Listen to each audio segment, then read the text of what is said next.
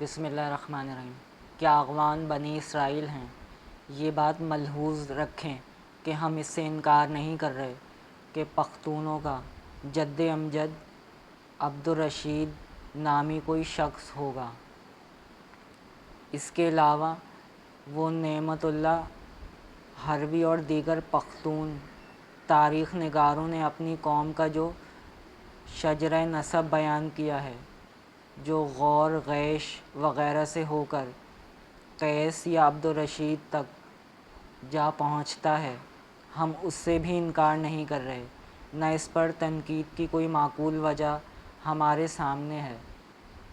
ہم تو اس جعلی روایت کی تردید کر رہے ہیں جو نامعلوم کس نے کیوں اور کب گڑھی ہے، اور جس میں بنی اسرائیل کے کچھ گروہوں کے افغانستان میں آباد ہونے اور ان کے ایک فرد قیس کے صحابی بن کر بطان کا لقب پانے کا ذکر ہے۔ یہ روایت اور اس سے ثابت کی گئی ہر بات سراسر من گھڑت ہے، جس کے شواہد تفصیلاً آپ کے سامنے آ چکے ہیں۔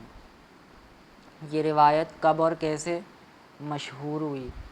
اب اصل بات سمجھنے کی یہ ہے کہ یہ جعلی روایت اغوانوں میں کب اور کیسے مشہور ہوئی اور اس کی تشہیر کے اسباب کیا تھے۔ جہاں تک تلاش و جستجو ساتھ دیتی ہے، معلوم ہوتا ہے کہ یہ روایت اگر نعمت اللہ حربی نے خود اختراع نہیں کی تو ممکن ہے کسی معاصر داستان گو سے سنی ہو۔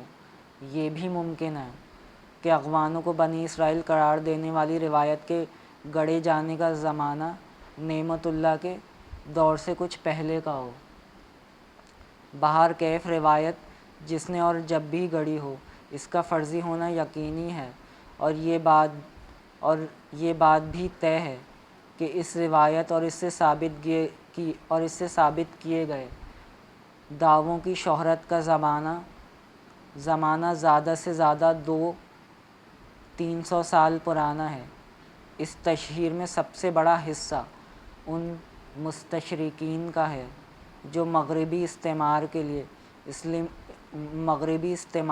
اسلامی ممالک میں اقتدار کی راہیں ہموار کر رہے تھے، اور اسی خاطر علمی سرگرمیوں، علمی سازشوں میں منہمک تھے۔ اس سلسلے میں کچھ روایات تو خود گڑھی گئیں اور کچھ روایات جو نعمت اللہ کی تاریخ خان جہانی جیسی سابقہ کمزور تاریخی و ادبی کتابوں میں مل گئیں، انہیں خوب شہرت دی گئی۔ ایسے غیر مستند دلائل، کمزور ترین قیاسات اور ناقابل التفات قرائن کو جوڑ جاڑ کر مستشرقین اور ان کے لیے کام کرنے والے مسلمان دانشوروں نے باقاعدہ ایک مہم چلا کر اغوان قوم کو بنی اسرائیل مشہور کر دیا۔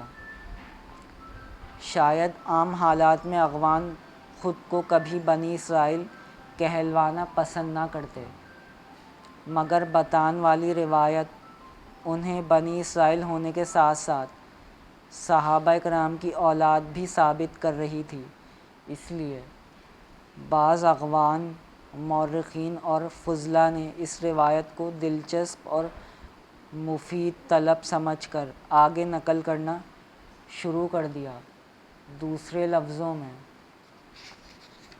لفظوں میں ایسی روایات ان کے ہاں قبول ہو گئیں اور گزشتہ 1.5 صدی کے دوران اغوانوں کے پڑھے لکھے طبقے کی اچھی خاصی تعداد خود کو بنی اسرائیل گمان کرنے لگی، جبکہ اس بات کا حقیقت سے دور کا تعلق بھی نہیں۔ بس آج کے لیے اتنا ہی۔